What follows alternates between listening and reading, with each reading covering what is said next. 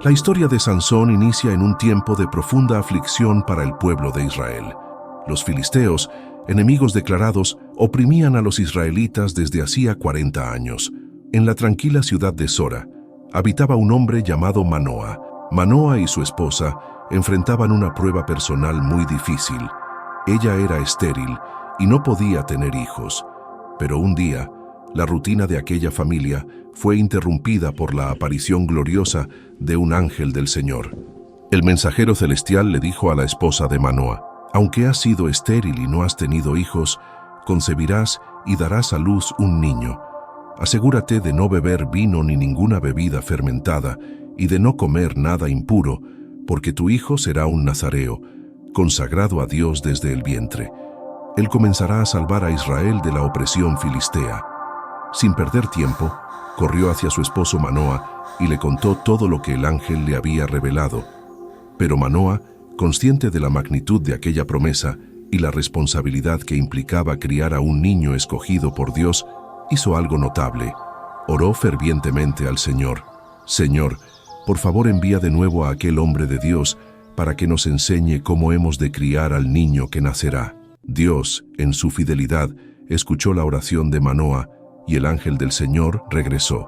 Cuando Manoa lo vio, lleno de respeto y expectación, preguntó: «¿Cuál será la manera en que debe vivir el niño y su misión en la vida?». El ángel, con paciencia divina, reiteró las instrucciones. La mujer debía seguir con exactitud lo que se le había ordenado, absteniéndose de bebidas fermentadas y alimentos impuros, porque el niño sería consagrado a Dios desde antes de nacer. Finalmente, la promesa se cumplió. La esposa de Manoa dio a luz a un hijo y lo llamaron Sansón, cuyo nombre significa pequeño sol. Desde su infancia, la presencia del Señor fue palpable en su vida. El Espíritu de Dios comenzó a agitarlo, preparando su espíritu y su cuerpo para la misión que le esperaba: librar a Israel del yugo filisteo. Aquí tenemos un momento de reflexión clave. Dios siempre interviene en los momentos más oscuros, levantando hombres y mujeres con propósito cuando todo parece perdido. La historia avanza rápidamente cuando Sansón, ya joven, comienza a demostrar no solo su fuerza física, sino también su naturaleza impulsiva. Un día, mientras viajaba a Timná, vio a una joven filistea que cautivó sus ojos. Al regresar a casa, les dijo a sus padres con firmeza: «He visto a una mujer filistea en Timná. Consíganmela como esposa». Sus padres quedaron desconcertados.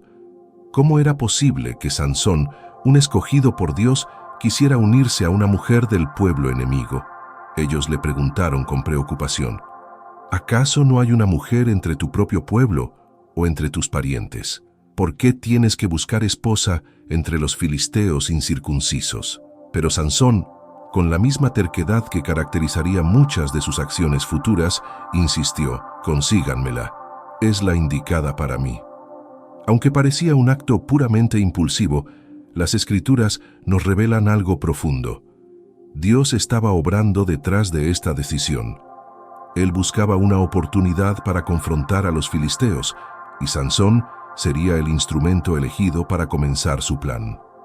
En el viaje a Timná ocurrió algo extraordinario, un suceso que mostraría por primera vez la fuerza sobrenatural que Dios había depositado en Sansón.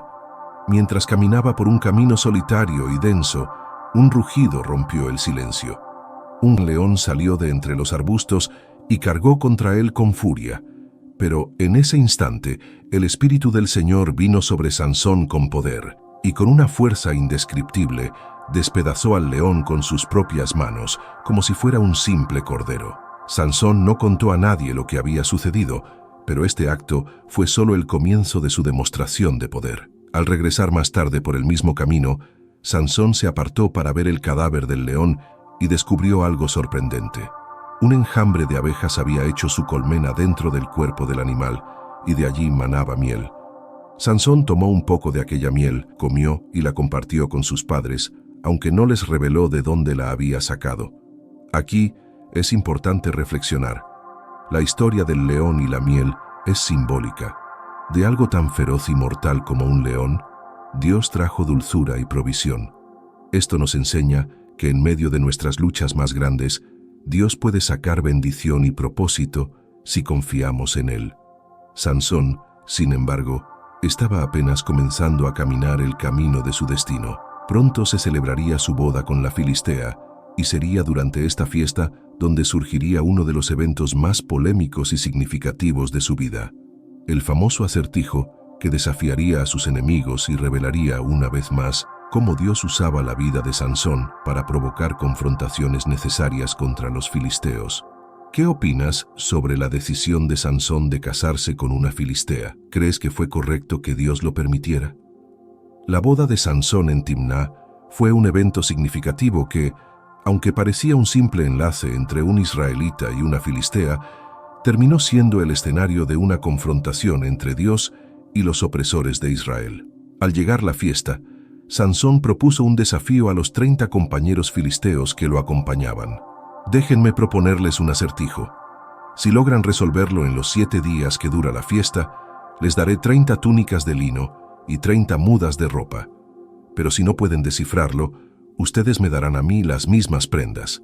Los filisteos, confiados en su astucia, aceptaron el desafío. Entonces Sansón pronunció las enigmáticas palabras: del devorador salió comida, del fuerte salió dulzura. Durante 3 días, los filisteos intentaron sin éxito descifrar el acertijo. Frustrados y humillados por no encontrar la respuesta, decidieron recurrir a la esposa de Sansón. La confrontaron con amenazas. Convence a tu esposo para que nos revele la respuesta del acertijo, o quemaremos a ti y a la casa de tu padre. Atormentada por el miedo, la esposa de Sansón comenzó a llorar y a presionar a su esposo con insistencia. Tú me odias. Si realmente me amaras, me habrías contado la respuesta del acertijo. ¿Por qué le ocultas esto a tu propia esposa? Sansón al principio se resistió. Le explicó que ni siquiera había revelado la respuesta a sus propios padres. Pero la persistencia de su esposa fue incesante. Durante los 7 días de la fiesta, ella no dejó de llorar y presionarlo hasta que finalmente Sansón cedió y le confió la respuesta. Sin perder tiempo, la mujer corrió a contarles el secreto a sus compatriotas filisteos. Al caer el 7º día, justo antes del atardecer, los hombres del pueblo se acercaron a Sansón y le dijeron con aire triunfal: ¿qué es más dulce que la miel? ¿Y qué es más fuerte que un león?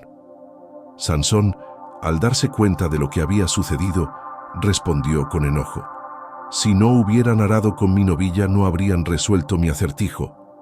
Aquí es importante detenernos y reflexionar sobre la naturaleza de este momento.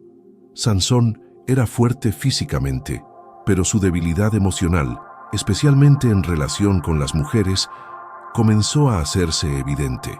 El enemigo había explotado esta vulnerabilidad para salirse con la suya, pero el Espíritu del Señor volvió a manifestarse poderosamente en Sansón. Lleno de ira y frustración, Sansón fue a la ciudad filistea de Ascalón, donde mató a 30 hombres, tomó sus túnicas y ropas y las entregó a quienes habían resuelto el acertijo. Luego, enfurecido y dolido, abandonó la fiesta y regresó a la casa de su padre. Lleno de ingenio y furia, Sansón ideó un plan insólito. Capturó 300 zorros, los ató de 2 en 2 por las colas y entre cada par colocó una antorcha encendida. Luego soltó a los zorros en los campos de los filisteos, donde el fuego consumió las gavillas de trigo, el grano que aún estaba en pie, las viñas y los olivares. Tras ser capturado y llevado a Gaza, Sansón experimentó uno de los momentos más bajos de su vida.